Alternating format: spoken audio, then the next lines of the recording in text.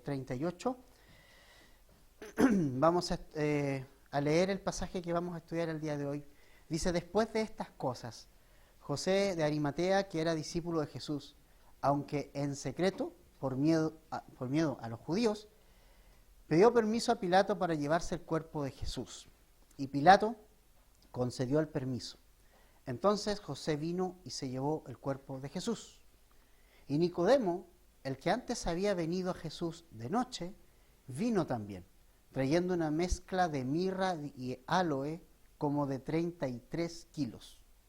Entonces tomaron el cuerpo de Jesús y lo envolvieron en telas de lino con las especias aromáticas, como es costumbre sepultar entre los judíos. En el lugar donde fue crucificado había un huerto, y en el huerto un sepulcro nuevo, en el cual todavía no había sido sepultado nadie. Por tanto, por causa del día de la preparación de los judíos, como el sepulcro estaba cerca, pusieron allí a Jesús. Padre, te necesitamos para que nos hables, Señor. Reconocemos que estas son palabras vivas y que necesitamos al Maestro que escribió esto para que nos enseñe. Reconocemos nuestra limitación para entender tus palabras y reconocemos que necesitamos a tu Espíritu Santo entre nosotros para comprender estas verdades espirituales para nosotros, Señor. Muchas gracias por la gente que has traído hoy, la familia en la fe, por verles, por estar juntos, Señor. Te damos tanta gracias, Señor. En el nombre de Jesús. Amén.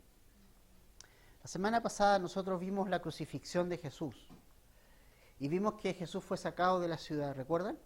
Primero fue dado un tour, el tour de la muerte, ¿no? El cuerpo de Jesús fue paseado por toda la ciudad de Jerusalén, por las calles principales. Y esa era una costumbre que tenían los romanos como para intimidar a las personas y para decirle: mira, si alguien se atreve a levantarse contra nosotros, eso les va a pasar. Entonces era como para intimidar.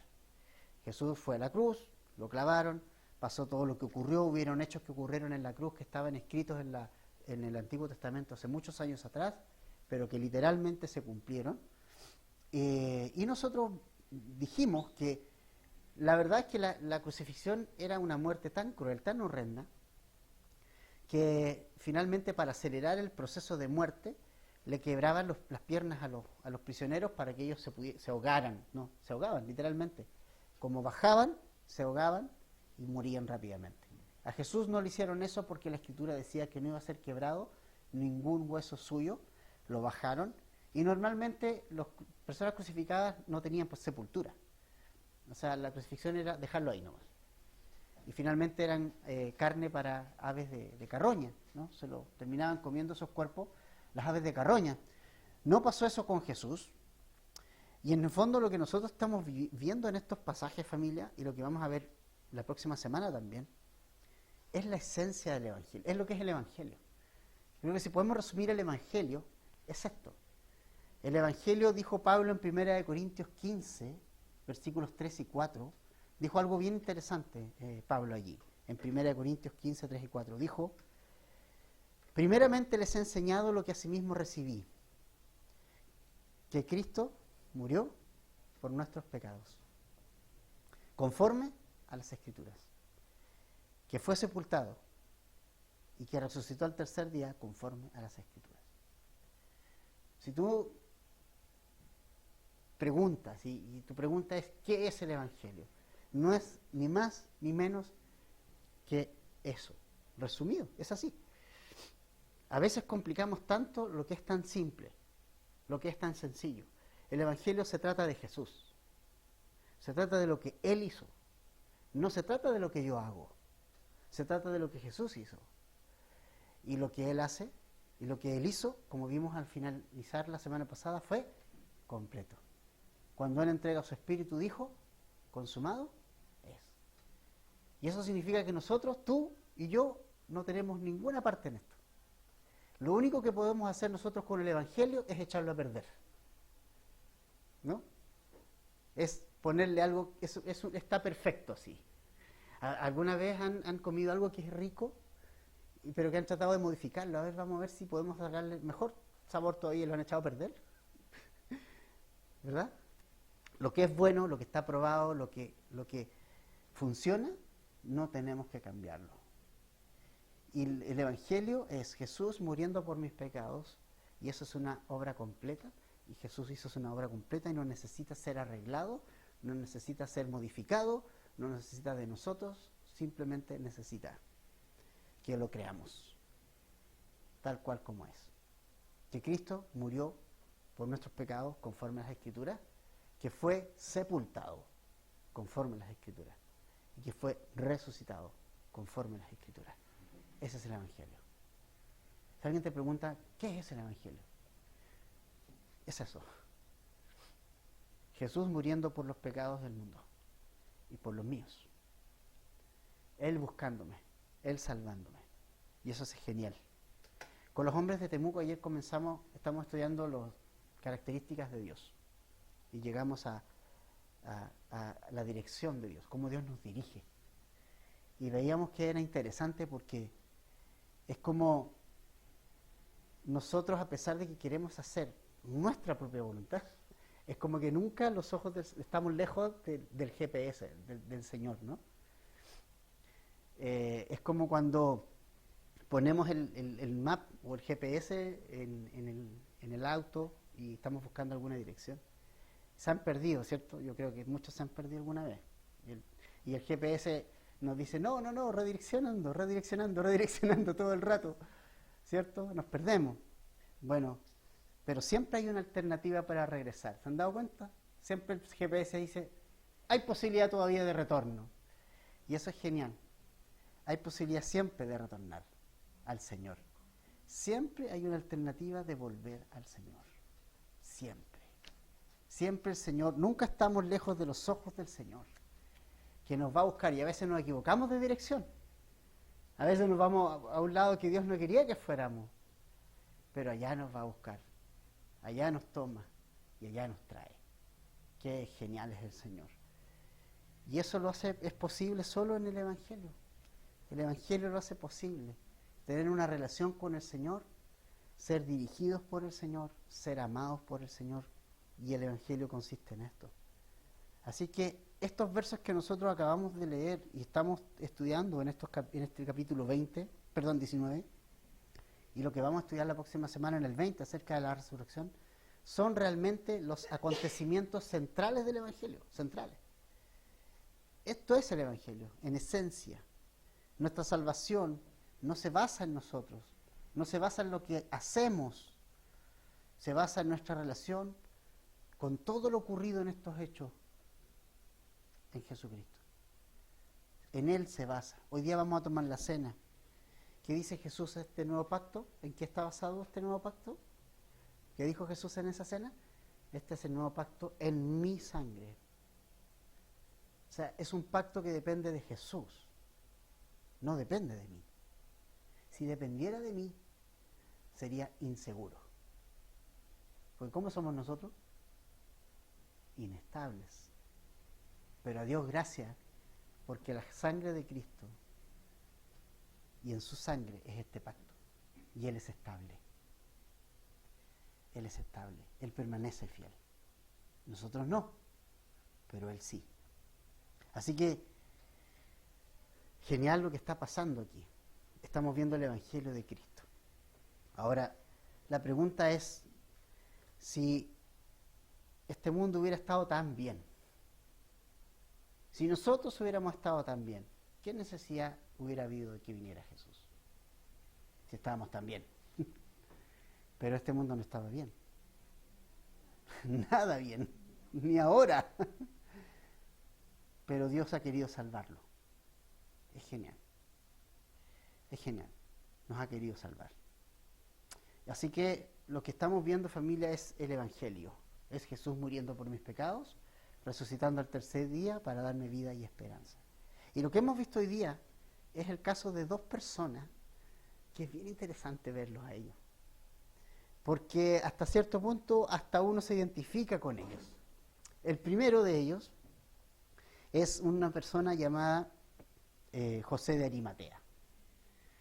Fíjense ustedes que él es el primer discípulo secreto.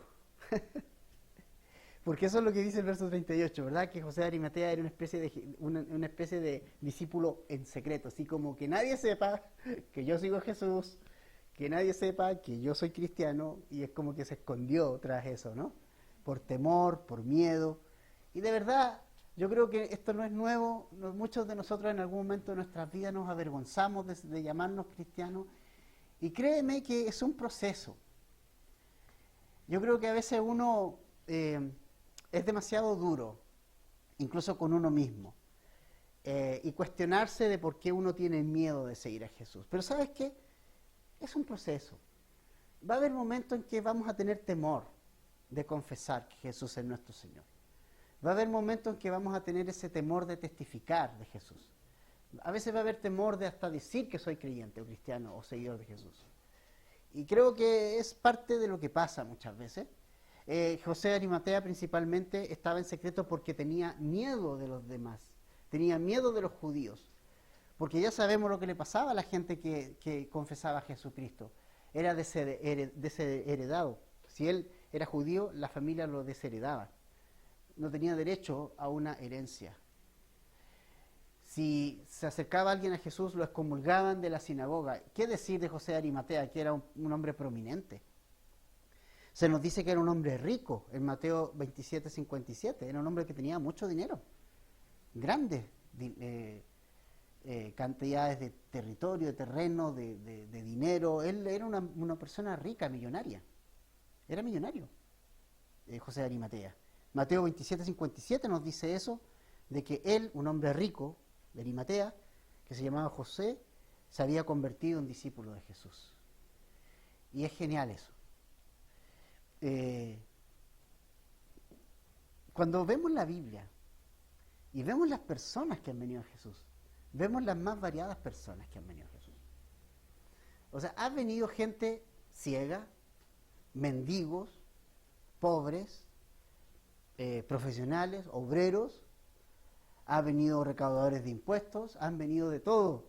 Y entre ellos, alguien que también tiene mucho dinero. Y esto a mí me habla mucho de la necesidad que todos tienen de Jesús. O sea, cualquier persona puede venir a Jesús, independiente de su condición social, de su estatus social, de su, podríamos llamar, raza, color o lo que sea. Dios quiere salvar a todo el mundo. Y la iglesia debe ser un lugar para todo el mundo. Debe ser un lugar abierto a cualquier persona. Ricos, pobres, de donde venga, nosotros debemos recibirlos de la misma forma, con el mismo amor, con la misma gracia que a cualquier persona. Porque lo único que nos diferencia, nada nos diferencia entre nosotros, todos tenemos un alma que salvar. Ante Dios estamos todos iguales, Él no hace excepción de personas. Y Él salva por la gracia a los pobres, salva por la gracia a los ricos, salva por la gracia a los moralmente correctos, salva por la gracia a los inmorales. A todo el mundo lo salva de la misma forma y nunca tenemos que olvidar eso. Lo salva por la gracia de Cristo. Ese es el medio de salvación. Entonces ahora tenemos aquí un hombre rico y un hombre que se convirtió al Señor y que su riqueza no fue impedimento para acercarse al Señor. ¿Se dan cuenta? Ahora, ¿qué pasó con el joven rico? ¿Se acuerdan del joven rico? Lucas capítulo 19. Él tenía mucho dinero también era rico, pero ¿qué hizo la diferencia? La diferencia la hizo que José de Arimatea quiso seguir a Jesús y su riqueza no era lo más importante para él. La diferencia con el joven rico, que el joven rico para él lo más importante eran las riquezas antes que Dios. Esa era la gran diferencia entre los dos. Así que el problema no es el dinero, el problema no es tener millones, el tema es dónde está mi corazón. ¿En qué está mi corazón? ¿En quién confía mi corazón? ¿Y quién es mi Dios?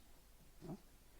Entonces, también nos dice Marcos capítulo 15, versículo 43, que José de Arimatea era un miembro prominente del concilio. Dice Marcos 14, o 15, 43. Marcos 15, 43 dice, vino José de Arimatea, miembro prominente del concilio, que también esperaba el reino de Dios, y llenándose de valor, entró a donde estaba Pilato y le pidió el cuerpo de Jesús. Aquí hay más antecedentes de José de Arimatea.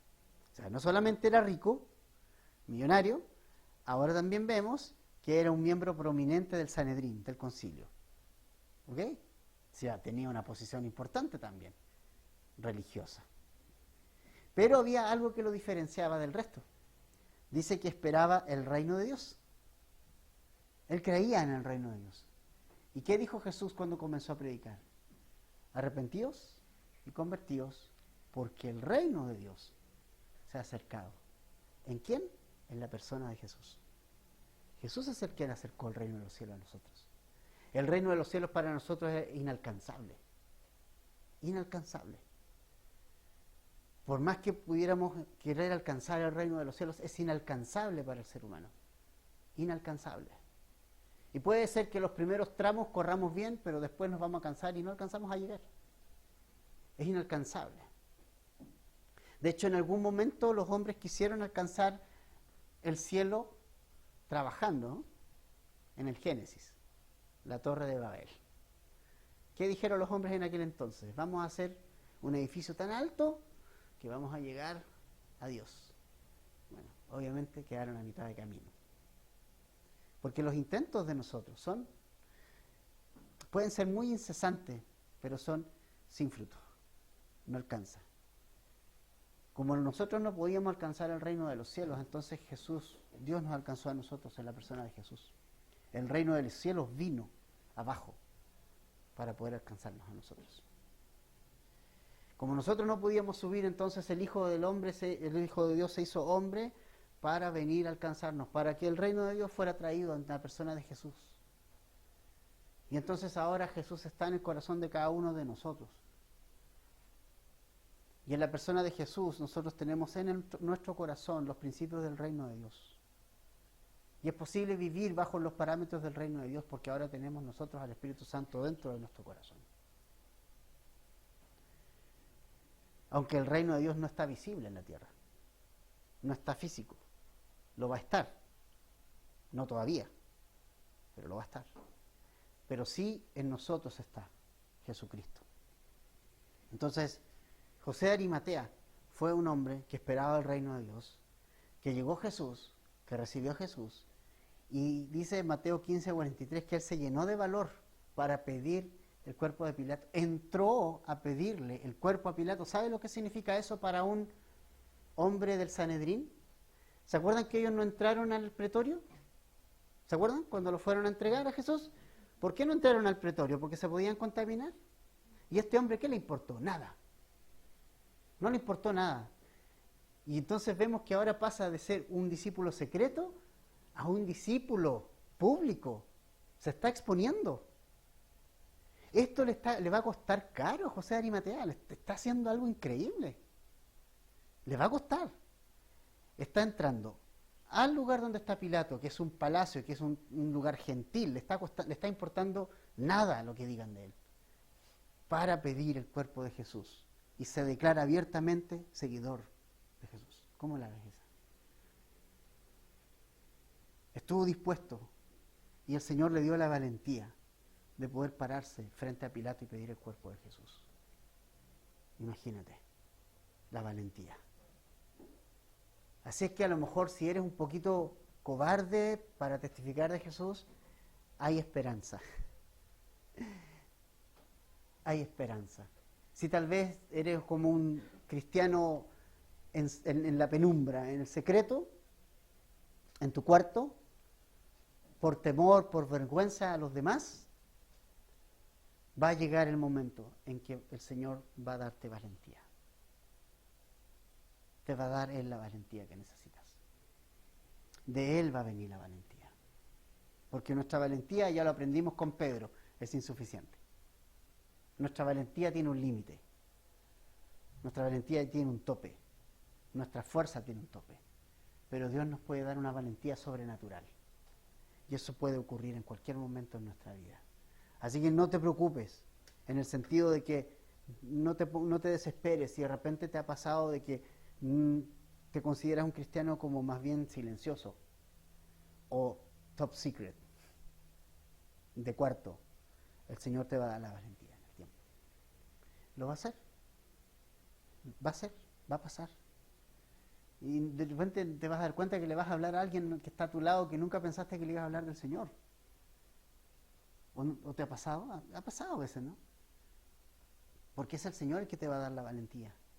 Tal vez tienes temor de hablar a Jesús de otros, testificar de Él, pero hay esperanza. Mira a José de Arimatea. Por tantos años, por estos 3 años, siguiendo a Jesús de incógnito. Pero este es el día en que Él decide hacerlo público. Y dice, yo voy a pedir el cuerpo de Jesús. Y entró, llenándose de valor, entró donde estaba Pilato y le pidió el cuerpo de Jesús. En un acto de valentía. Eso le iba a costar caro. Le va a costar el lugar que tenía, que era el Sanedrín, su posición en el Sanedrín. Le va a costar que lo van a excomulgar.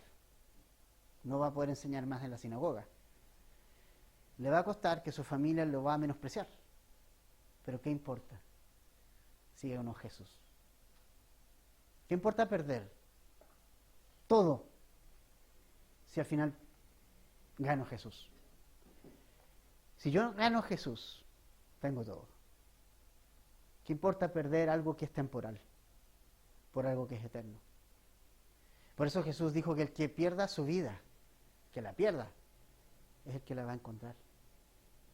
Que la pierda. Pero el que la quiere ganar aquí, la va a perder allá. Si privilegio lo del mundo acá, eso va a pesar a la eternidad también.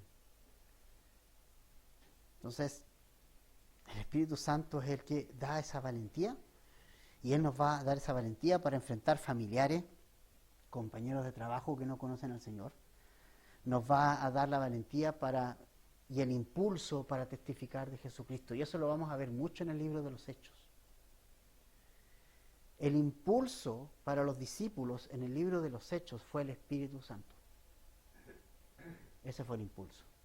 Fue como un cohete a propulsión. El combustible era el Espíritu Santo.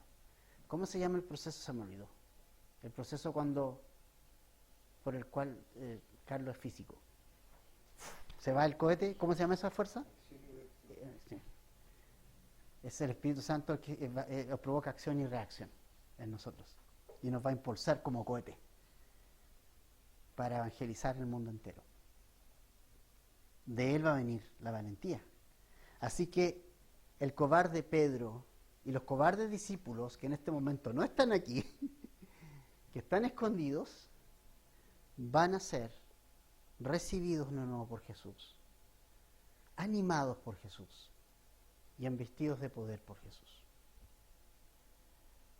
Así que si alguna vez has huido de Dios,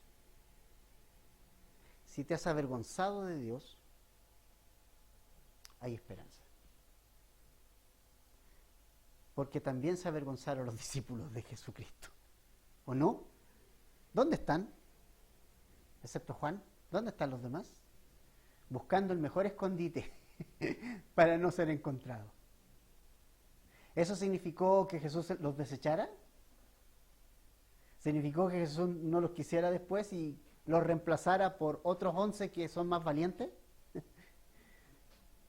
¿Acaso Jesús dijo, ¿sabe qué? Estos se fueron, me dejaron, me abandonaron, se avergonzaron de mí, Pedro me negó, así que los voy a reemplazar por otros 11 mejor? No, Jesús no hizo eso. Jesús se presentó a ellos.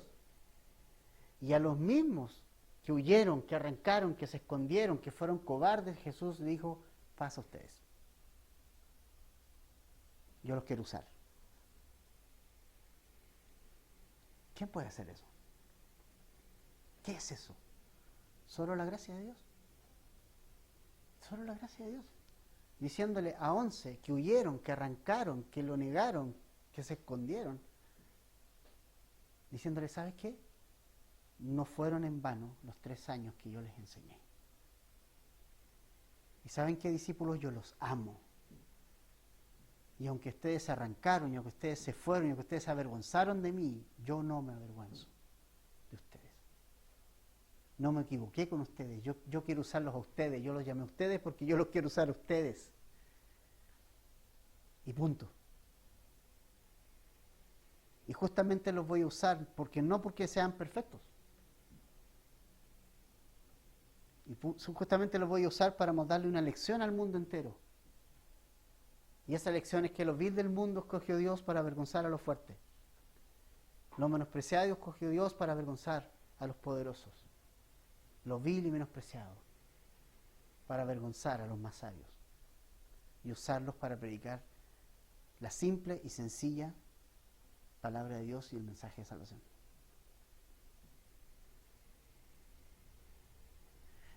Yo pensaba, Dios no me puede usar a mí. Yo siempre pensé, no, Dios no me puede usar a mí. Y a veces todavía lo pienso. Pregúntenle a mi esposa.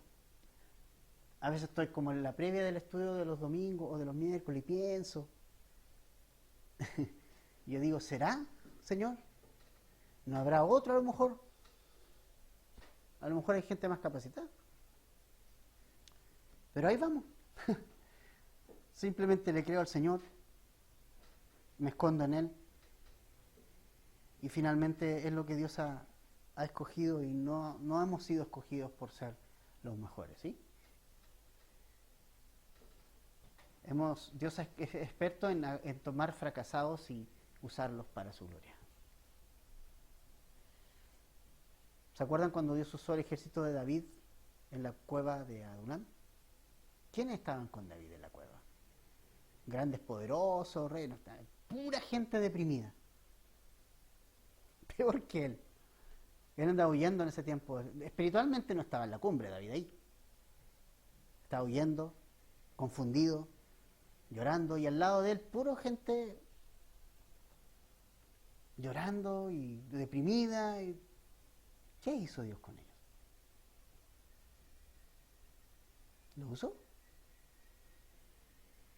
Y le dio una victoria.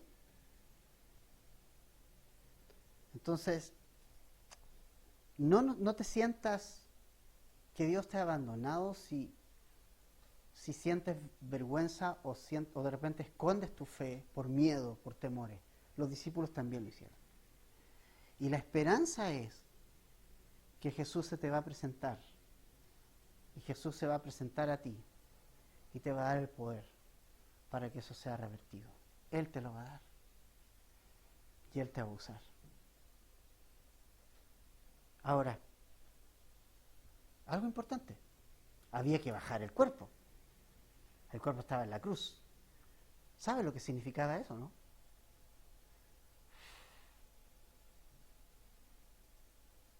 Había que llenarse de sangre. Era imposible bajarlo sin llenarse de sangre, porque todo el cuerpo era sangre. La cabeza estaba roja entera por las coronas de espinas.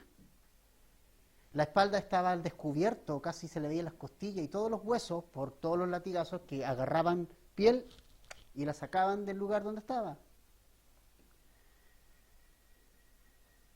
Sus pies y sus manos con los clavos había que sacarlos. Y ese proceso lo hicieron 2 personas. Y ninguno de ellos 2 eran apóstoles. Era José de Arimatea y Nicodemo. Los más valientes, que en algún momento fueron los más cobardes.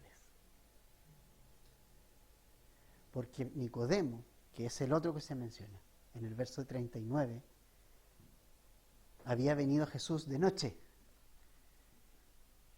Le había llamado la atención que Jesús hacía señales. Y él sabía de que nadie hacía señales si Dios no estaba con él, y estaba confundido. Y Jesús le dice a Nicodemo, ¿sabes qué? Si tú no naces de nuevo, tú no vas a ser salvo. Y le dice cuál es la forma de ser salvo. Jesús le dijo, como el hombre es levantado, como Moisés levantó la serpiente de bronce en el desierto, también el Hijo del Hombre va a ser levantado, para que todo aquel que en él crea no se pierda, mas tenga vida eterna. Jesús lo llevó a una historia conocida para Nicodemo, que era la historia de las serpientes venenosas que estaban mordiendo al pueblo de Israel producto de su pecado. Y estaban cayendo literalmente como pollo, uno tras otro. Me imagino un dron tomando la escena, ¡pum!, caía uno, caía otro, por las picadas de la serpiente venenosa. Y Moisés, como un buen intercesor, como tiene que ser un líder de Dios, un líder de Dios no desea el mal para su pueblo. Un líder de Dios intercede por ellos y se pone como uno de ellos. No está sobre.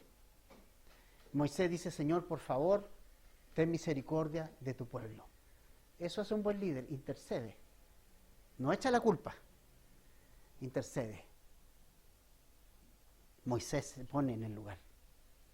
Le voy a poner otro ejemplo. Nehemías.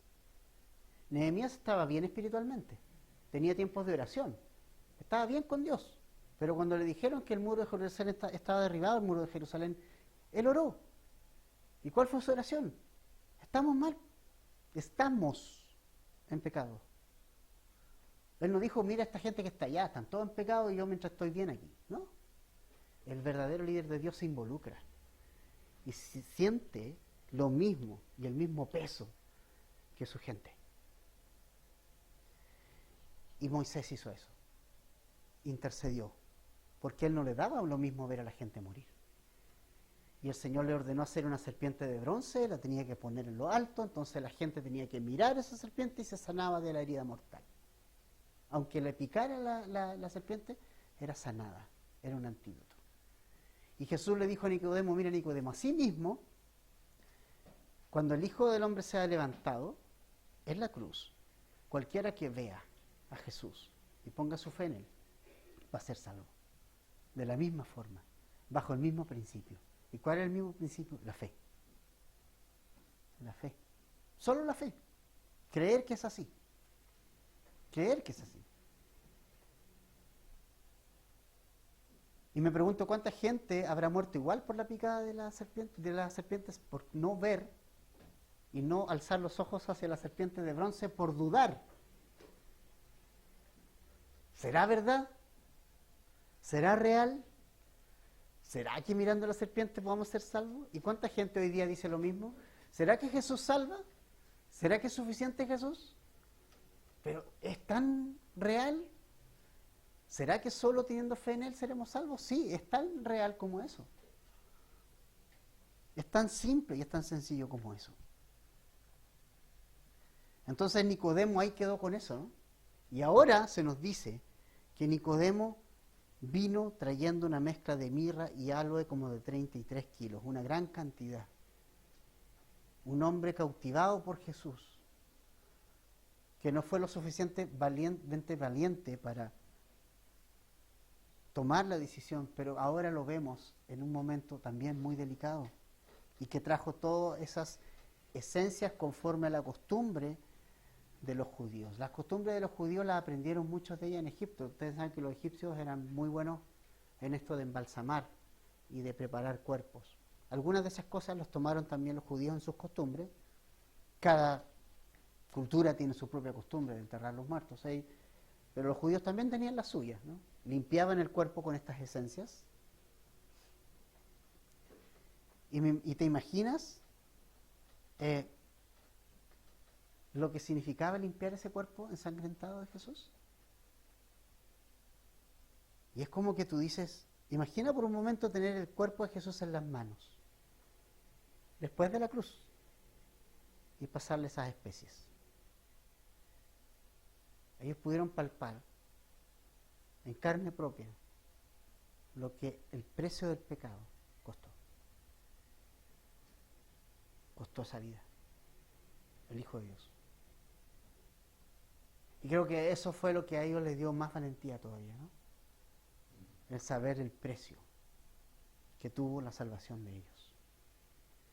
Dos religiosos que toda su vida pensaron que había que hacer obras y cosas para poder ganarse la salvación, ahora se encuentran con que el precio les había sido pagado en ese cuerpo.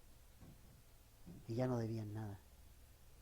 Pasaron por esa cabeza dañada corona de espinas, por las coronas de espinas. Pasaron por el rostro desfigurado de los golpes. Pasaron por su espalda mutilada con los latigazos. Pasaron por las manos con sus orificios, por las heridas de los clavos, y por los pies, por las heridas de los clavos. Pasaron por la herida que tenían en el costado, por la lanza que el soldado romano le arrojó. Y todo eso hablaba solamente de una cosa, de que Dios nos ama. Nos hablaba de lo que hace el pecado, el daño del pecado al mundo, pero también nos habla de la redención y del amor de Dios por cada uno de nosotros. Entonces ya Nicodemo y ya José de Arimatea deciden salir del anonimato, deciden salir de lo secreto, deciden salir de lo escondido, y ahora dicen, no, yo soy cristiano, yo soy hijo de Dios. Y lo ponen y lo instalan en un sepulcro vacío donde no había sido puesto ningún cuerpo antes. Como si estuviera consagrado para el Señor, ¿no? Como si estuviera consagrado solo para el uso del Hijo de Dios. Y fue envuelto en estas telas. Y ojo con eso, que tenemos que tenerlo bien en nuestra mente, porque la próxima semana vamos a ver un detalle que es bien importante respecto a eso, porque cuando encontraron los lienzos, no es que encontraron los lienzos deshechos, es como que encontraron el lienzo de la misma forma. Jesús no hizo esto para salir, como el hombre increíble que rompía camisas. No, él no rompió nada, él salió así y dejó tal cual todo. Imposible que hubieran robado el cuerpo, porque la evidencia decía de que es como si literalmente Jesús hubiese desaparecido y hubiese dejado la ropa ahí. Interesante. Nunca habían sepultado a nadie aquí entonces.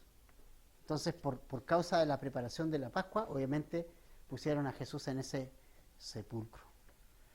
Ahora, lo interesante es que la historia no se queda en estos pasajes. O sea, si la historia terminara aquí, ok, Jesús murió por los pecados, murió en la cruz, pero esta historia no se queda aquí. Esta historia no es el final.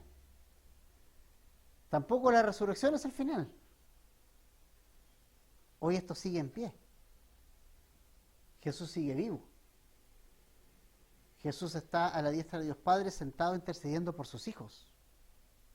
Mientras en la tierra el Espíritu Santo convence de justicia, de pecado y de juicio a las personas que no conocen a Jesús. La obra de Dios sigue adelante. El Espíritu Santo sigue trayendo personas al conocimiento de Cristo y Jesús sigue intercediendo por sus hijos en el cielo. Gracias a Dios, estos no son los capítulos finales. Hay una esperanza para todos nosotros en Cristo Jesús. Entonces, familia, ¿qué tipo de discípulos somos nosotros? Somos los que arrancamos, ¿no? De como los apóstoles, que mejor nos arrancamos y nos escondemos, no nos vayan a hacer algo. O somos como estos dos discípulos así como secretos. No queremos que nadie me conozca como que soy un discípulo de Jesús. Como sea, el Señor te va a dar la valentía, tarde o temprano. El Señor va a traer valentía a tu vida. El Espíritu Santo puede darte la valentía para ser un testigo de Jesucristo. Y el mejor ejemplo de ese cambio es el apóstol Pedro. El apóstol Pedro fue por el miedo y por el temor que negó al Señor. Porque no sabía qué le podía ocurrir. Porque sabía que, en realidad sabía lo que le iba a ocurrir. Lo podían tomar, lo podían agarrar. Lo podían crucificar igual que a Jesús. Les dio miedo. Por miedo huyó. Pero lo vemos en Hechos capítulo 3, 2, 3, 4. ¿Cómo lo vemos? Hablándoles del Evangelio a la misma gente que crucificó a Jesús. ¿Quién hace algo así? ¿Quién hace ese cambio? Es el Señor, a través de su Espíritu. Es lo que el Señor puede hacer en tu vida y en la mía. Dios no quiere que tomes valor en ti. Dios quiere que seas honesto. ¿O Dios no nos conoce? Dios quiere que seas honesto. Dios si dice, yo soy un discípulo secreto. Sí, Señor, soy secreto. Y perdóname por ser secreto. Pero necesito tu valentía. Necesito que tú me des el denuedo y la valentía. Soy un discípulo que pasa piola en el trabajo. No le hablo a nadie. tengo vergüenza. Confiésale al Señor. El Señor nos va a dar la valentía a través del Espíritu en nosotros. Y va a ser sobrenatural. Así que estos dos discípulos, como en secreto, por temores y por miedos, nos están dando un ejemplo. Nos están dando un ejemplo como en el peor momento para descubrir su fe, ellos la están descubriendo. Porque este era el peor momento para hacerlo. Jesús era mucho más peligroso para la gente en este momento que vivo. Era mucho más radical hacerse discípulo de Jesús en este momento. Porque está muerto. Pero estos dos hombres están demostrando que Jesús vive. Porque está en sus corazones. Esa pasión por Jesús. En el peor momento. ¿Sabes qué? A veces el Señor nos va a poner en los peores escenarios posibles, pero Él nos va a dar la valentía para testificar de Jesús. Alguien alguna vez dijo, bueno, escuchaba algo así como, debemos dar gracias a Dios por la libertad de culto que tenemos en Chile. Yo decía, ¿cuál sería el beneficio, no? Digamos, el cristiano siempre ha sido libre. No depende de una ley. El cristiano siempre ha sido libre para testificar de Jesús. Siempre. No depende de las circunstancias. Somos libres para testificar de Jesús donde estemos. Que sea legal o ilegal es otra cosa. Pero siempre somos libres para compartir a Cristo. Y necesitamos de su valentía. Necesitamos aprender de estos hombres, que en los momentos más difíciles se hicieron de valentía, se hicieron de valor y enfrentaron a un hombre como Pilato, que tampoco le gustaba mucho a esta gente, y dice, yo quiero el cuerpo de Jesús. Y pasaron de ser top secret a ser ultra conocidos discípulos de Jesús. Se nos menciona mucho después, pero con esto que se nos menciona es suficiente para darnos cuenta de que ellos obviamente los vamos a ver en la eternidad. Qué genial. José de Arimatea y Nicodemo. Búsquenlo cuando estén en el cielo. Yo quiero conocerlo. Quiero ver qué onda. Pero es genial saber de que personas que habían estado en las sombras salen a la luz. Salen a la luz. Y gloria a Dios por eso. Familia, este es el Evangelio. Este es el Evangelio. Alguien, el Hijo de Dios, ha muerto por nosotros. Y ha pagado el precio. Vamos a preparar nuestro corazón para tomar la cena. Vamos a orar. Quiero que entendamos un poquito lo que es la Santa Cena. Dice Pablo en los Corintios,